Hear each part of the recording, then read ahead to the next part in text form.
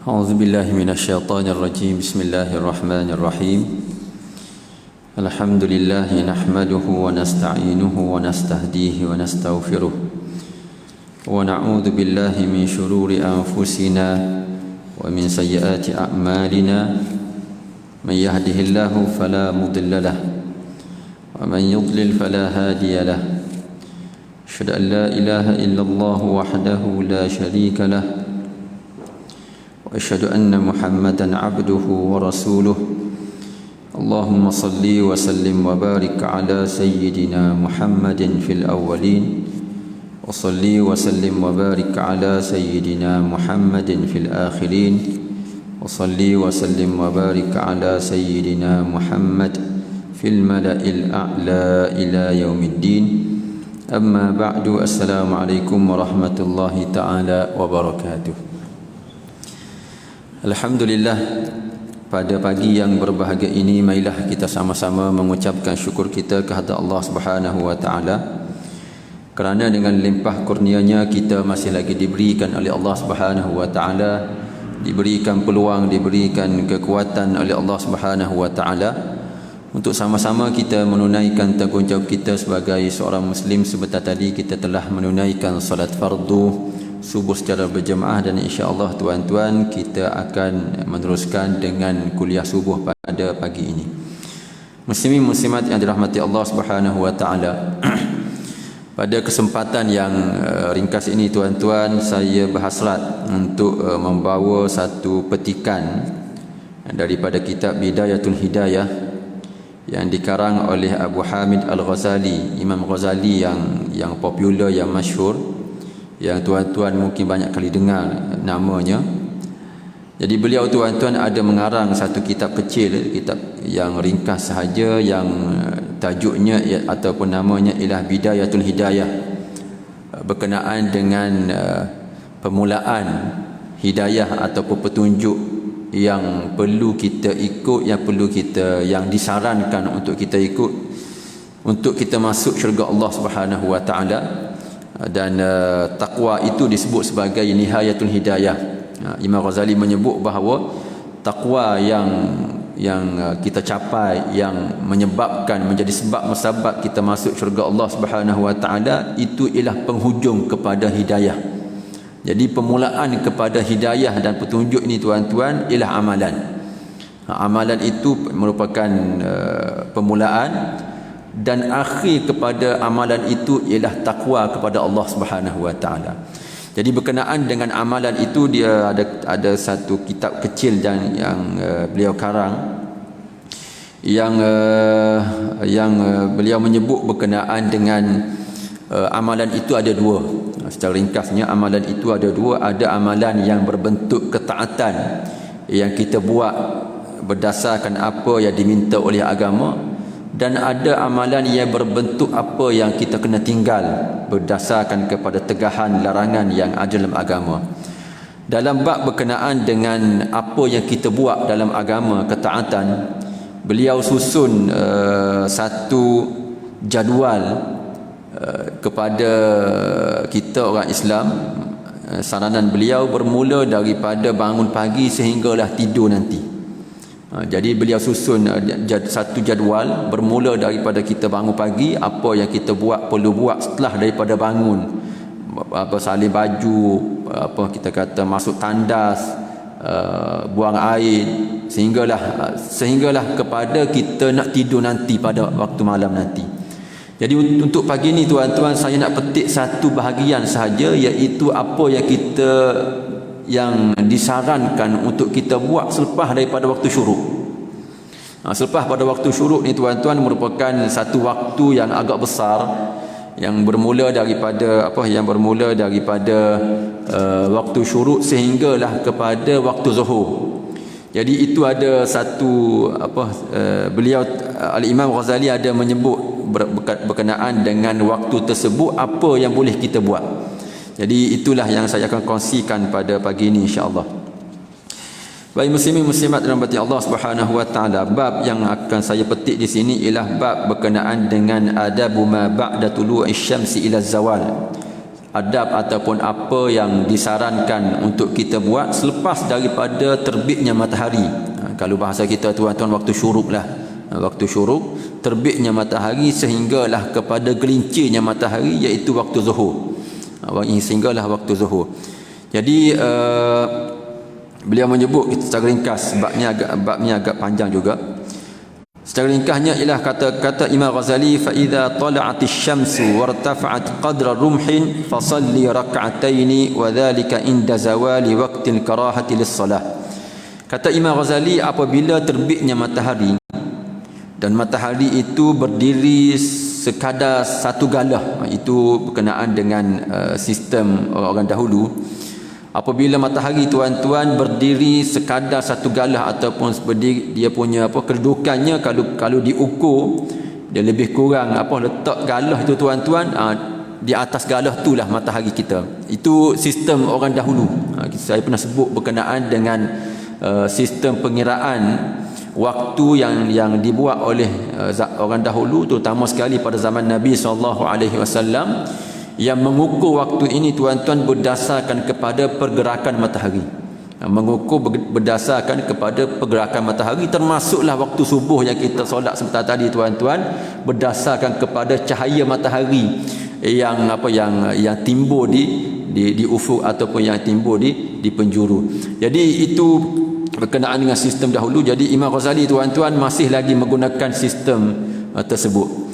Jadi kalau sekarang ni mudahlah. Sekarang ni mudah, kita tengok kepada takwim waktu syuruk. Lebih kurangnya waktu syuruk. Dan waktu syuruk ni tuan-tuan lebih kurang pukul 7:18 lebih kurang.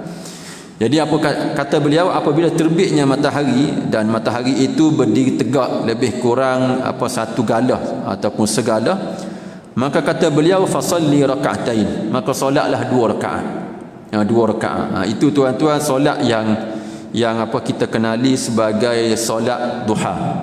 Solat duha ataupun solat isyraq, itu khilaf di kalangan ulama, tapi yang muktamad dalam agama, dalam mazhab kita ialah itulah permulaan waktu duha. Dan waktu duha ini seperti mana yang saya pernah sebut dahulu tuan-tuan, selepas daripada syuruk itu lebih kurang 15 hingga 20 minit, maka masuklah waktu duha. Jadi dia kata wadzalika inda zawali waqtil karahati lis-salah fa innaha makruhatun ba'da faridatis subhi ila irtifa'i syams. Dia kata waktu solat tersebut dilakukan selepas daripada selesainya ataupun hilangnya waktu makruh solat. Makruh sini maksudnya haram. Jadi kata beliau, kerana pada waktu tersebut selepas pada subuh waktu sekarang ni, sehinggalah lebih kurang pukul 7.30 nanti, itu tuan-tuan waktu yang kita kata waktu yang makruh kita solat. Makruh di sini tuan-tuan dalam mazhab kita makruh tahrim, maksudnya haram kita solat, dan ia bermula selepas daripada subuh. Jadi itu perkara pertama yang disebut oleh Imam Ghazali berkenaan dengan apa yang dibuat selepas daripada waktu syuruk. Dan kata beliau, waktu solat duha ni dia ada banyak rakaat. Berdasarkan kepada hadis Nabi SAW, waktu duha ni tuan-tuan, Nabi pernah buat 2 rakaat, Nabi pernah buat 4 rakaat, dan Nabi pernah buat 6 rakaat, dan Nabi pernah buat 8 rakaat. Itu berdasarkan kepada hadis Nabi SAW. Nabi pernah buat beberapa rakaat, dan yang ghalib yang disebut oleh Imam Baijuri, kata beliau yang ghalib, yang kebiasaan Nabi buat solat duha ini ialah 4 rakaat. 4 rakaat, 4 rakaat kita kata 2 kali salam. Yang paling banyak, jumlah yang paling banyak yang disebut dalam kitab-kitab, dan terutama sekali kitab hadis berkenaan dengan bilangan waktu duha ialah 8 rakaat. Itu berkenaan dengan solat duha. Baik, kemudian selepas daripada tu, ini yang fokusnya ialah kata Imam Ghazali, fama fadala anha min awqatika. Kata Imam Ghazali, falaysa ba'da at-tulu'i waz-zawali ratibatun illa hadhihi as-salawat. Kata Imam Ghazali, selepas daripada terbitnya matahari sampailah kepada tergelincirnya matahari waktu zuhur, tak ada solat lain kecuali solat yang kita sebut sebentar tadi. Maksudnya tuan-tuan, dari sudut ibadat solat, itu solat yang disarankan, iaitu solat pada waktu duha. ataupun solat duha. Cuma waktunya panjang lagi. Waktunya tuan-tuan, solat duha ni mungkin kita kata 5 hingga 10 minit sahaja. Tapi waktu sampai ke zuhur ni tuan-tuan, waktu yang banyak. Jadi apa kata Imam Ghazali? Fama fadala anha min awqatika falaka fihi arba'u halat. Yang berbaki daripada waktu sehingga waktu zuhur tadi, yang berbaki sehingga waktu zuhur yang jumlahnya tuan-tuan mungkin 5-6 jam, maka kata Imam Ghazali falaka arba'u halat. Kita ada 4 pilihan. Kata Imam Ghazali sama ada 4 ni sahaja. Ada 4 benda yang boleh kita buat selepas daripada waktu syuruk, terutama sekali selepas daripada waktu duha sehinggalah kepada waktu zuhur. Kata Imam Ghazali ada 4 perkara. Yang kelima tu tidak disarankan, ataupun yang kelima tu tuan-tuan kena elok. Kata Imam Ghazali, al-halatul ula wa hiya afdal an tusrifahu fi talabil ilmi nafi' fi ad-din duna al-fudul alladhi akabba an-nasu alayhi wa sammauhu ilman. Yang pertama tuan-tuan, yang paling afdal kata Imam Ghazali ialah engkau gunakan waktu tersebut untuk menuntut ilmu yang bermanfaat. Waktu duha itu pada waktu selepas daripada waktu syuruk, perkara terbaik yang kita buat ialah waktu tersebut kita guna untuk menuntut ilmu yang bermanfaat. Ini bukan cerita Sabtu Ahad ni. Ni cerita tuan-tuan tiap-tiap hari. Setiap hari itu kalau boleh kata Imam Ghazali yang paling afdalnya ialah kita guna untuk menuntut ilmu yang bermanfaat. Alhamdulillah kita tuan-tuan, sistem persekolahan kita memang mula waktu pagi kan sampai kepada zuhur. Cuma yang tak sekolah tu, yang tak sekolah, yang dah habis sekolah tu tuan-tuan, apa yang disarankan? Iaitu yang pertama ialah menuntut ilmu yang bermanfaat. Dan kata Imam Ghazali, ilmu yang bermanfaat ni, dia kata beliau, dunal fudulil ladzi akabban nasu alaihi wa sammauhu ilman. Kena ingat juga ada perkara yang orang sebut sebagai ilmu tapi tak manfaat pun. Jadi kata beliau, berkenaan dengan ilmu manfaat ni, ada beberapa jenis ilmu yang orang sebut ilmu, yang orang anggap sebagai satu perkara yang bermanfaat tapi tak manfaat pun. Ia fudul kata Imam Ghazali, ia tak ada apa-apalah, ada apa-apa. Jadi menuntut ilmu ni tuan-tuan kena tengok jugalah apa ilmu yang dituntut tersebut. Jadi itu kita kata sebagai perkara yang pertama. Dan ilmu bermanfaat ini tuan-tuan, kata Imam Ghazali, dia sebutlah sedikit berkenaan dengan maksud ilmu yang bermanfaat. Maksud ilmu yang bermanfaat ni panjang. Dia sebut kerana ilmu ni banyak. Ilmu ni banyak tapi panjanglah. Antaranya kata beliau ialah ilmu yang menambah takwa kita kepada Allah Subhanahu wa taala. Ilmu yang membuka mata kita berkenaan dengan keaiban diri sendiri. Ini tuan-tuan mungkin kita sebut sebagai ilmu kita sebut sebagai ilmu akhlak, ilmu tasawuf, ilmu pembersihan jiwa. Ada juga ilmu yang disebut oleh Imam Ghazali, wa yazidu fi ma'rifatika bi ibadati rabbik, yang menambah kita punya pengetahuan berkenaan dengan ibadat kita kepada Allah Subhanahu wa taala. Mungkin kita terjemah ataupun mungkin kita boleh faham sebagai ilmu fiqh, yang terutama sekali ilmu yang fardu ain. Begitu juga banyaklah disebut beberapa ilmu yang disebut di sini, termasuklah juga tuan-tuan ilmu mengenal tipu daya syaitan. Itu yang disebut oleh Imam Ghazali. Jadi kata beliau, ilmu ini merupakan ilmu yang disarankan untuk kita tuntut, yang kita belajar selepas daripada waktu duha, sehinggalah terbit atau sehinggalah tergelincirnya matahari.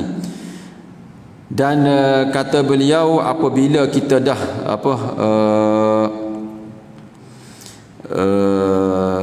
fa idza faragta min dhalika kullihi wa faragta min islahi nafsika zahiran wa batinan wa fadala syai'un min awqatika fala ba'sa an tashtaghila bi'ilmi al-madhhab fil fiqh. Dia kata kalaulah selepas daripada kita menuntut ilmu dan ilmu tersebut kita dah amal, dan kata beliau kalau boleh ilmu yang kita belajar itu sampai ke peringkat kita boleh sebut pula kepada orang lain, dan kita selepas daripada tu kita telah perbaiki diri kita, barulah kita boleh pergi kepada ilmu-ilmu yang kita kata ilmu yang fardu kifayah, ilmu-ilmu yang lebih luas, yang disebut oleh Imam Ghazali di sini ialah berkenaan dengan ilmu mazhab dalam fiqh. Maksudnya tuan-tuan, ilmu yang lebih luas lagi daripada apa yang kita kata apa yang menjadi fardu ain. Baik, itu yang pertama.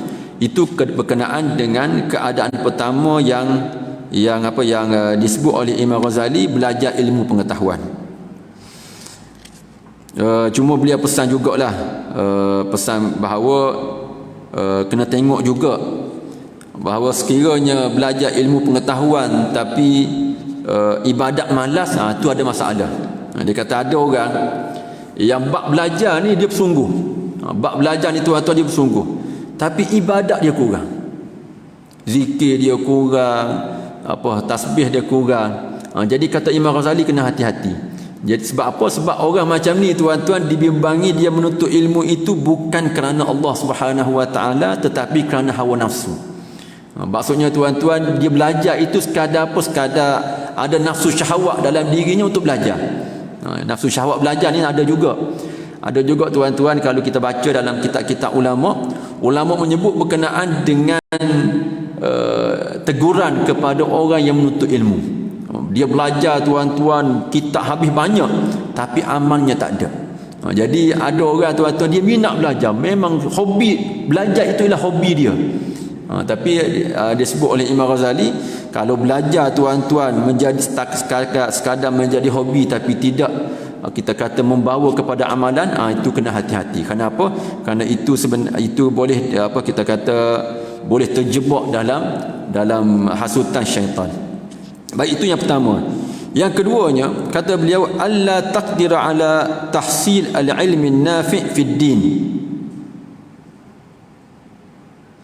Walakin, dia kata yang kedua ialah kita ada orang dia tak mampu nak cari ilmu. Ilmu pengetahuan ni tuan-tuan, dia bukan semua orang bernasib baik ataupun kita kata sesuai untuk menjadi penuntut ilmu. Kalau kita baca dalam syair Al-Imam Syafi'i menyebut berkenaan dengan orang belajar ni, dia ada lebih kurang 6-7 perkara yang kita kata yang menjadi prasyarat kepada orang yang belajar. Kan, yang pertama antaranya ialah kena cerdik. Kena cerdik maksudnya tuan-tuan, memang dia punya otak itu tuan-tuan memang sesuai untuk belajar. Ada orang tuan-tuan masuk kelas belajar tapi bertahun-tahun tak faham-faham. Jadi antara sebab ataupun prasyarat untuk belajar ni, untuk jadi penuntut ilmu ni, yang pertama sekali ialah dia kena agak cerdik. Zakaun disebut dalam syair Imam Syafi'i. Yang kedua ialah ada duit. Ada duit ni tuan-tuan salah satu daripada syarat nak jadi penuntut ilmu. Kalau kita tuan-tuan sampai ke peringkat selepas daripada subuh sampai ke zuhur nak jadi penuntut ilmu, jadi memang kena ada duit lah. Nak cari mana duit kan? Sedangkan waktu itulah kita orang lain bekerja dan seumpama dengannya.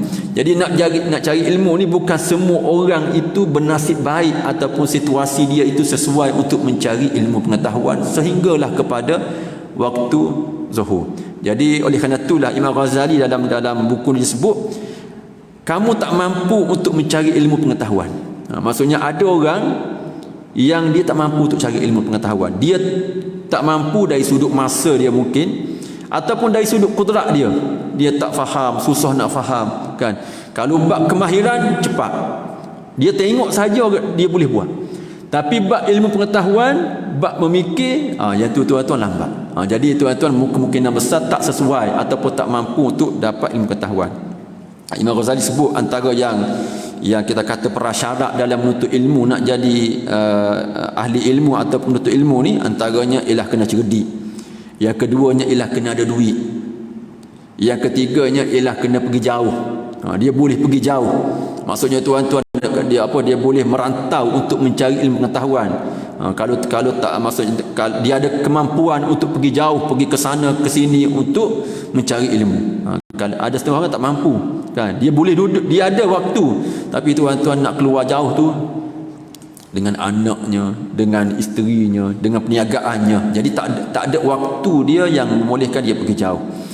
Yang seterusnya disebut oleh Imam Syafi'i ialah ada ustaz ataupun ada syekh, suhbatu ustadin, kata Imam Syafi'i, ada guru yang dia boleh berdamping.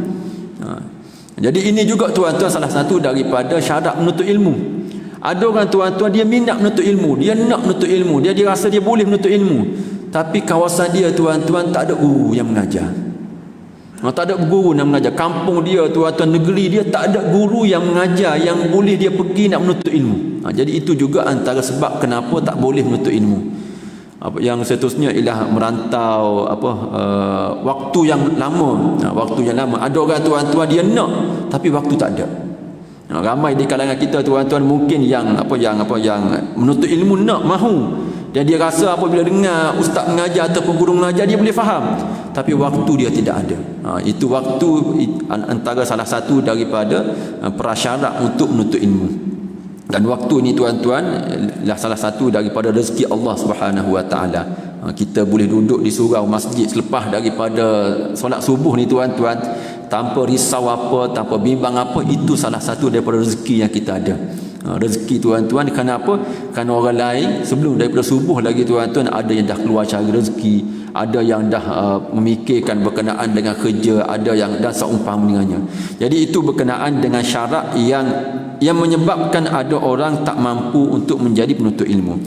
Jadi kata Imam Ghazali, alla taqdir ala tahsilil ilmi nafi' fid din walakin tashtaghil biwadha'ifil ibadat min adh-dhikri wal qur'ani wat tasbih was salah.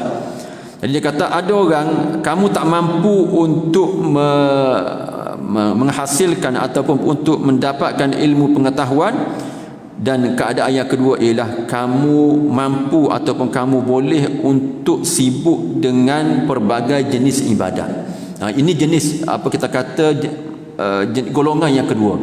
Dia tak mampu untuk menjadi ahli ilmu, tapi dia mampu pada waktu yang disarankan itu untuk jadi ahli ibadat. Belajar dia tak mampu, tak reti, tak faham. Tapi yang dia mampu ialah nak jadi ahli ibadat ketika mana selepas daripada waktu duha sampailah kepada waktu zuhur. Jadi ahli ibadat. Dia boleh baca Quran, dia boleh berzikir, dia boleh solat sunat dan seumpama dengannya. Ini ada sejenis orang macam ni. Memang kita kata ramailah di kalangan kita tuan-tuan yang dari sudut ilmu pengetahuan tu boleh kita kata sebagai buta huruf lah, tak reti lah. Tapi bab ibadat seminggu sekali khatam Quran. Saya pernah jumpa tuan-tuan, ada orang seminggu sekali khatam Quran, dia tak buat benda lain. Baca Quran, berzikir, selawat, satu hari beribu selawat dia baca. Maksudnya ialah keadaan dia yang diberikan oleh Allah Subhanahu Wa Taala ialah untuk jadi ahli ibadat. Ahli ilmu tak jadi, tak reti. Orang syarah dia tak faham, buka buku dia baca pun tak faham, masa pun tak ada, nak cari guru pun tak jumpa. Jadi akhir sekali dia jadi ahli ibadat. Itu juga salah satu daripada saranan Imam Ghazali. Kata Imam Ghazali, fadzalika min darajatil abidin wa siyadis salihin wa takuna bidzalika aidan minal faizin. Dia kata walaupun kita kata walaupun tak dapat keadaan yang pertama yang disarankan oleh Imam Ghazali iaitu menjadi ahli ilmu, kata beliau ini juga iaitu menjadi ahli ibadat juga menjadi merupakan contoh tauladan orang-orang yang soleh. Maksudnya orang soleh ni tuan-tuan macam itulah hidup dia. Jadi ini juga kata Imam Ghazali akan menyebabkan dia berjaya mendapat rahmat daripada Allah Subhanahu Wa Taala. Baik. Yang ketiga tuan-tuan, ini golongan yang ketiga ataupun perkara yang ketiga. Tak boleh jadi ahli ilmu kerana sebab-sebab yang tertentu. Pada masa yang sama tuan-tuan tak boleh juga nak buat ibadat. Mungkin kerana ibadat ni tuan-tuan dia ada kita kata prasyarat jugalah kita kata. Antara yang ahli ibadat ni antaranya ialah mungkin kita kata prasyarat ataupun sebab-sebab menjadi ahli ibadat ni ialah semangatlah. Semangat. Kita ni tuan-tuan, ada orang tuan-tuan baca Quran. Kita kata apabila dia buka Quran boleh habis satu juzuk. Semangat dia tuan-tuan kalau dia buka sahaja Quran habis satu juzuk. Itu yang menyebabkan kita kata seminggu boleh habis satu Quran tu. Tapi ada orang tuan-tuan buka Quran 2-3 ayat mengantuk. Kan? Memang ada macam tu. Bukan kita nak kata ke orang lain, kita macam tu juga kan. Buka Quran, mengantuk. Kan? Time kita berazam nak berzikir, buat 10 hingga 100, lepas tu tak larat. Malas. Jadi bukan semua orang itu ditakdirkan ataupun boleh kita kata termasuk di kalangan orang yang ahli ibadat. Seperti mana bukan semua orang boleh termasuk di kalangan orang yang menjadi ahli ilmu. Jadi ibadat itu juga tuan-tuan kena ada taufik lah kita kata daripada Allah Subhanahu Wa Taala. Ada dorongan yang ataupun ketentuan daripada Allah Subhanahu Wa Taala dengan dia tuan-tuan ada semangat dan dia tuan-tuan tak fikir berkenaan dengan dunia dah. Maksudnya tuan bab rezeki tu tak ada masalah dah. Kalau kita tuan-tuan masih lagi duk fikir apa nak makan hari ni, nak makan esok, nak makan bulan depan, nak buat apa, nak cari duit. Jadi tuan-tuan memang sebab musabab nak jadi ahli ibadat yang semenjak daripada duha sampai ke zuhur jadi ahli ibadat tu mungkin bukan rezeki kita lah. Jadi kata Imam Ghazali, ini merupakan keadaan yang ketiga yang bukan ahli ibadat dan bukan juga ahli ilmu. Keadaan yang ketiga, an tashtaghila bima yasilu minhu khairun ilal muslimin wa yadkhulu bihi sururun ala qulubil mu'minin aw yatayassara bihi al-a'malus salihatu lis-salihin. Dia kata yang ketiga ini ialah kita sibuk ataupun kita bekerja dengan apa yang boleh membawa manfaat kebaikan kepada orang lain. Ini salah satu daripada keadaan yang disarankan oleh Imam Ghazali.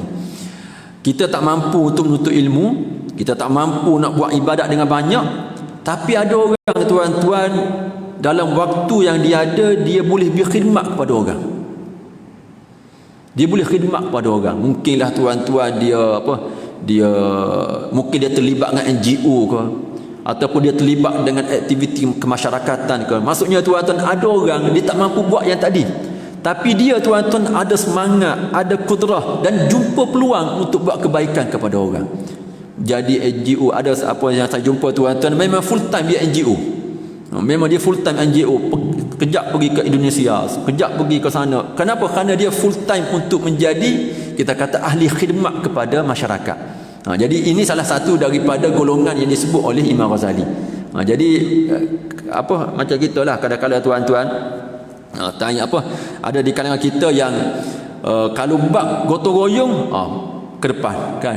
Memang kalau buat gotong royong ke, buat apa aktiviti ke memang ada selalu. Tapi bab kuliah tak ada. Buat kuliah tak ada.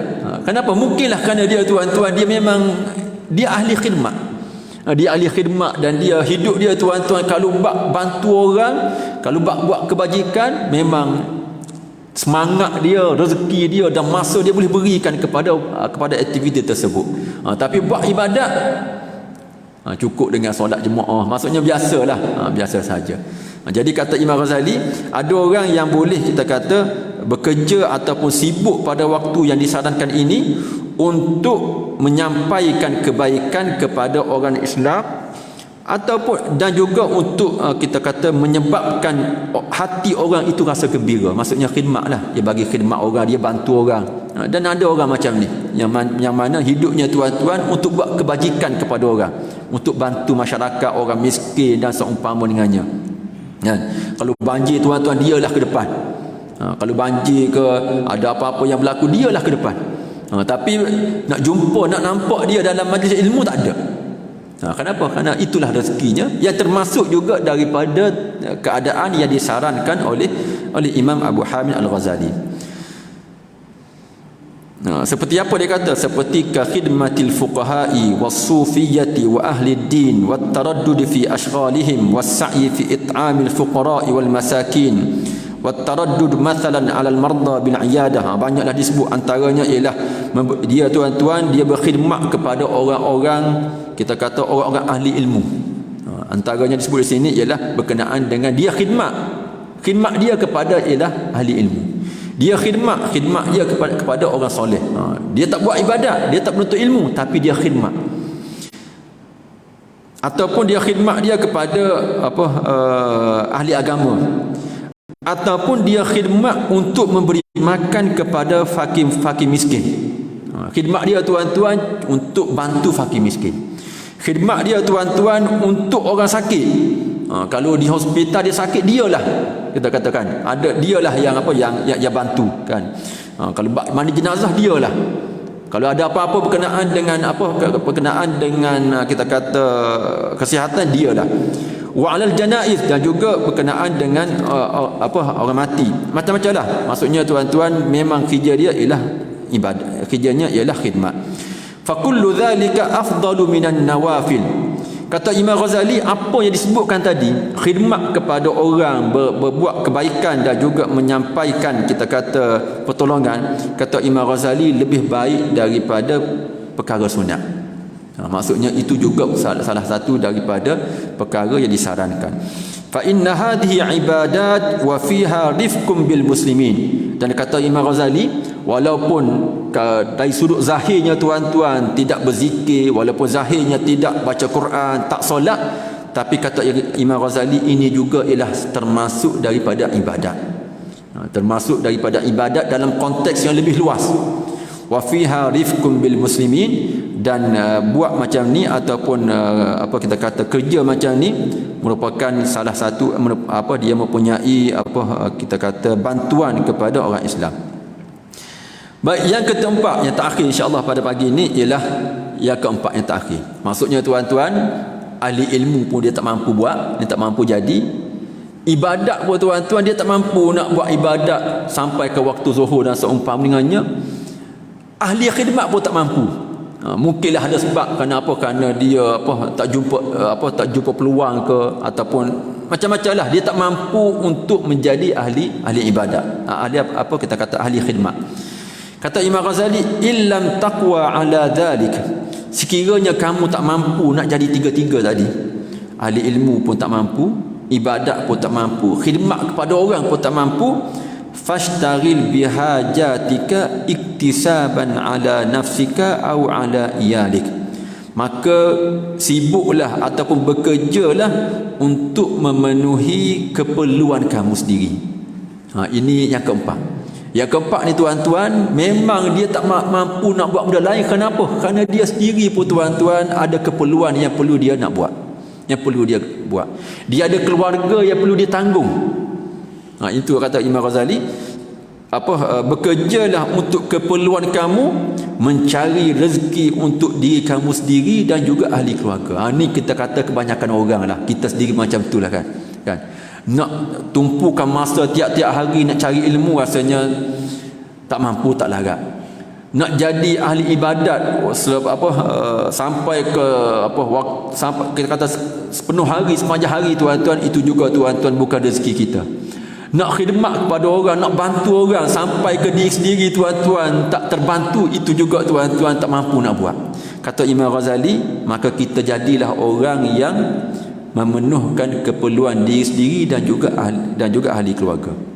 Tapi dengan syarat, kata Imam Ghazali, wa qad salimal muslimuna minka wa aminu min lisanika wa yadik wa salima laka dinuk. Dia kata dengan syarat, ketika mana kita bekerja cari rezeki untuk diri sendiri dan juga ahli keluarga, kata Imam Ghazali, orang Islam yang lain, orang lain dia kena selamat daripada perangai kita. Itu kata Imam. Maksudnya ialah orang Islam yang lain dia selamat daripada kita. Maksudnya ialah kita dalam kita cari rezeki tak khianat orang. Kita cari rezeki tuan-tuan untuk keluarga dan diri sendiri, tak ada orang yang dizalimi. Itu barulah kita kata keadaan yang keempat yang disarankan oleh Imam Ghazali. Dan kenapa? Kerana ada di kalangan yang tuan-tuan mungkin lihat video dan seumpama dengannya, ada orang tuan-tuan yang memang dia cari rezeki, tapi ketika cari rezeki dia buat jahat kan. Saya pernah lihat dalam banyak kali lah video rider makanan kan.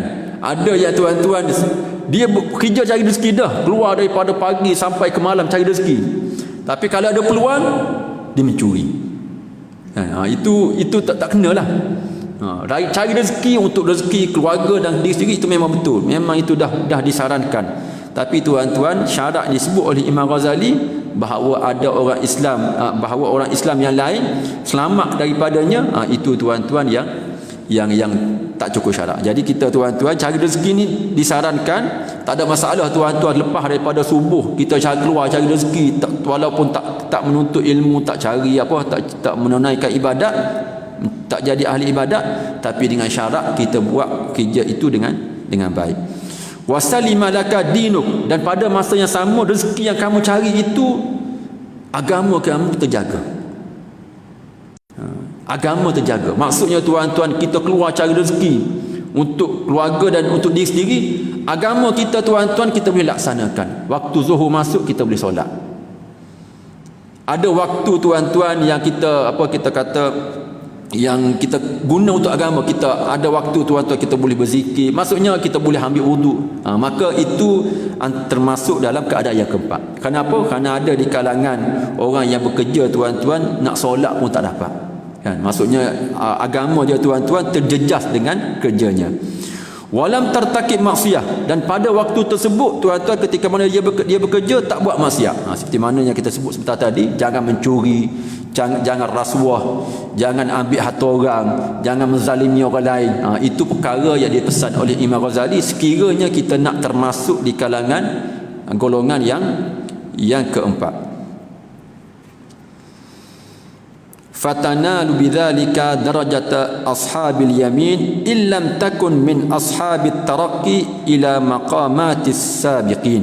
Dan kata Imam Ghazali, sekiranya kamu buat demikian, kamu cari rezeki untuk diri kamu dan keluarga, kamu tak buat maksiat, kamu agama kamu selamat, tak ada masalah, tak terganggu, dan tidak ada orang Islam lain yang terasa yang dizalimi oleh kamu, maka kata Imam Ghazali, kamu telah mencapai kedudukan ashabil yamin. Ashabil yamin ni tuan-tuan maksudnya ialah masuk syurga lah.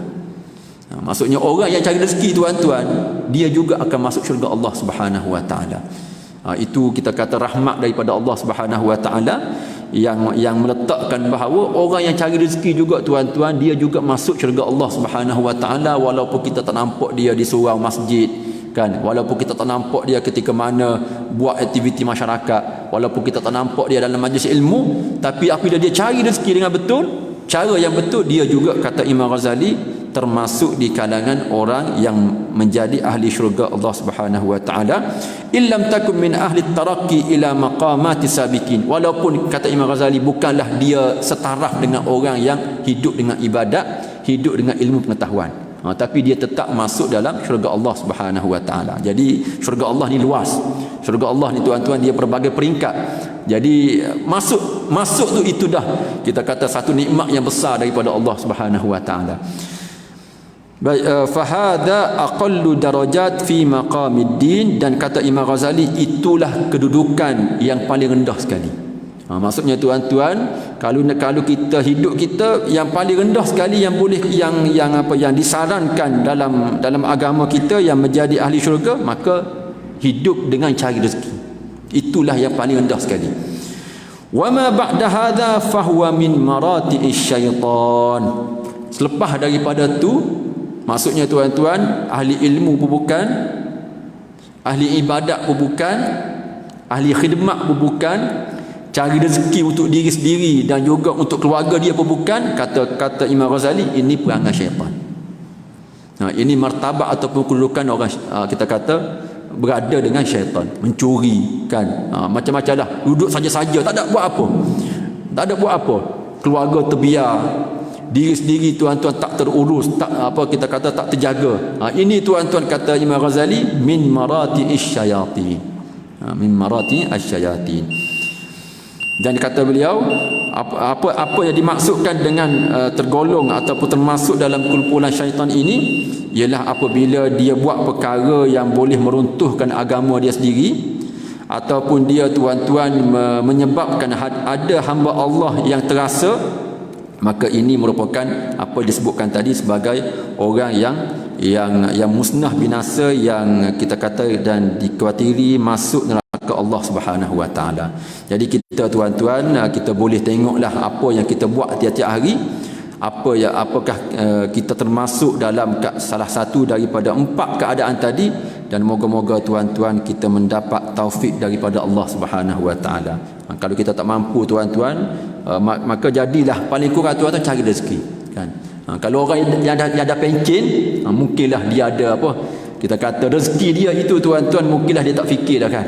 Masuk duit pencen dah, duit apa, harta dah banyak dah, mungkin dia kena kita kata mungkin dia kena jadi ahli khidmat ke, ataupun dia cari jadi ahli ibadat dan seumpama dengannya. Itu tuan-tuan saranan daripada Imam Ghazali tentang kehidupan kita. Moga-moga apa yang disebutkan tadi menjadi panduan dan juga menjadi tata cara yang kita ambil dalam meneruskan kehidupan kita sebagai hamba Allah Subhanahu Wa Taala.